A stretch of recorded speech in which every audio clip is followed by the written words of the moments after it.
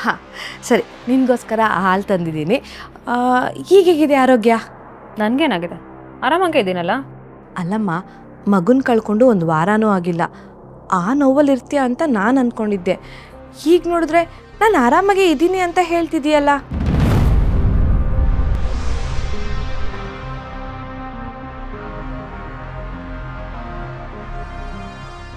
ಮಗುನ ಕಳ್ಕೊಂಡಿರೋ ನೋವೇನು ಅಂತ ನನಗೆ ಮಾತ್ರ ಗೊತ್ತು.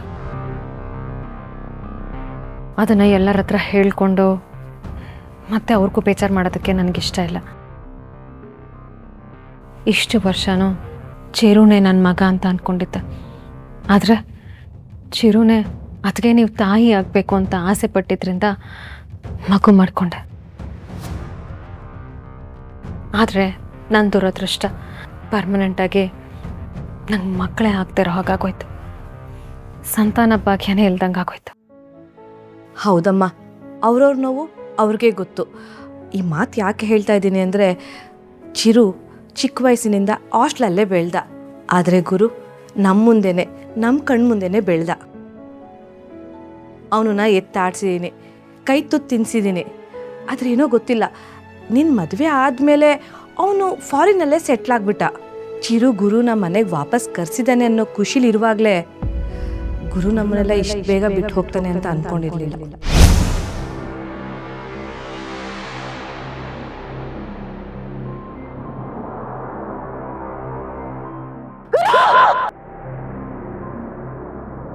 ಚಿಕ್ಕತ್ತೆ, ಗುರು ಬಗ್ಗೆ ಏನು ಹೇಳ್ತಿದ್ದೀರಾ ನೀವು? ಅಯ್ಯೋ ಸಾರಿನಮ್ಮ, ಗುರು ಬಿಟ್ಟು ಹೋದ ಅಂದರೆ ಇಷ್ಟು ಬೇಗ ಮತ್ತೆ ಫಾರಿನ್ಗೆ ಹೋದ ಅಂತ ಹೇಳಿದೆ ಅಷ್ಟೇ. ಓ ಹಾಗಂದ್ರ ನಾನೇನೋ ಬೇರೆ ಅರ್ಥ ಮಾಡಿಕೊಂಡೆ. ಆದರೆ ಒಂದಂತೂ ಸತ್ಯ ಚಿಕ್ಕತ್ತೆ, ಕೊನೆವರೆಗೂ ನಾನು ತಾಯಿ ಆಗದೆ ಹಾಗೆ ಉಳಿದ್ಬಿಡ್ತೀನಿ. ಯಾಕಂದ್ರೆ ನನ್ನ ಮಗನ ಸ್ಥಾನದಲ್ಲಿ ಕೊನೆವರೆಗೂ ನಮ್ಮ ಚಿರುಣೆ ಇರ್ತಾನೆ.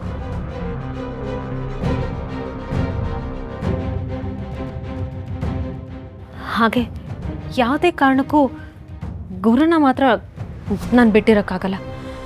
ಅವರು ನನ್ನ ಉಸಿರಲ್ಲಿ ಉಸಿರಾಕ್ಬಿಟ್ಟಿದ್ದಾರೆ. ಅವ್ರನ್ನ ಬಿಟ್ಟು ಬದುಕೋದನ್ನ ಕನಸಲ್ಲೂ ಕಲ್ಪನೆ ಮಾಡ್ಕೊಳಕ್ಕಾಗಲ್ಲ. ಗುರು ನಾನು ಎಷ್ಟು ಇಷ್ಟಪಡ್ತೀಯ ಅಂತ ನನಗೆ ಗೊತ್ತಮ್ಮ. ಈ ಸಮಯದಲ್ಲಿ ಗುರು ನಿನ್ನ ಜೊತೆ ಇರಬೇಕಿತ್ತು.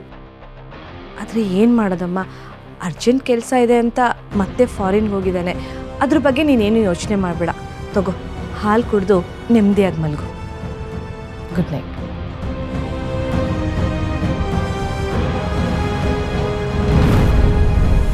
ಚಿರು, ಇಷ್ಟೊತ್ತಲ್ಲಿ ಏನು ಯೋಚನೆ ಮಾಡ್ತಾ ನಿಂತಿದೀಯಾ? ಏನಿಲ್ಲ ಚಿಕ್ಕಮ್ಮ, ಕೆಲಸದ ಬಗ್ಗೆ ಯೋಚನೆ ಮಾಡ್ತಿದ್ದೆ. ನೋಡು, ಲೇಟ್ ಆಗಿದೆ. ಇಷ್ಟೊತ್ತಲ್ಲಿ ವಯಸ್ಸಿಗೆ ಬಂದಿರೋ ಹುಡುಗರು ಈ ಥರ ಯೋಚನೆ ಮಾಡ್ತಾ ನಿಂತಬಾರ್ದು. ಹೋಗು ಮಲ್ಕೊ.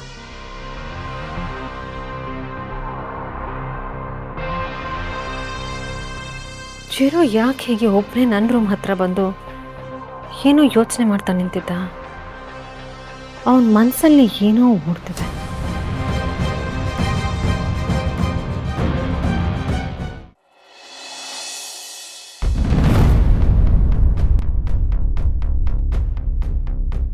ಅಲ್ಲ ಚಿರಾಗ್, ಮಾಡಿದ ತಪ್ಪು ಎಷ್ಟು ಸಲ ಮಾಡ್ತೀರಾ? ಚಿರಾಗ್, ಏನು ಮಾಡ್ತಿದ್ದೀರಾ? ದಯವಿಟ್ಟು ನಂಗೆ ಏನು ಮಾಡಬೇಡಿ. ನೋಡಿ, ನೀವು ನನ್ನನ್ನು ಹೆಂಡತಿಯಾಗಿ ಒಪ್ಕೊಳ್ಳೋವರೆಗೂ ನಾನು ನಿಮ್ಮೋಳಲ್ಲ. ಅದಾದಮೇಲೆ ನೀವು ಏನು ಬೇಕಾದ್ರೂ ಮಾಡ್ಬೋದು.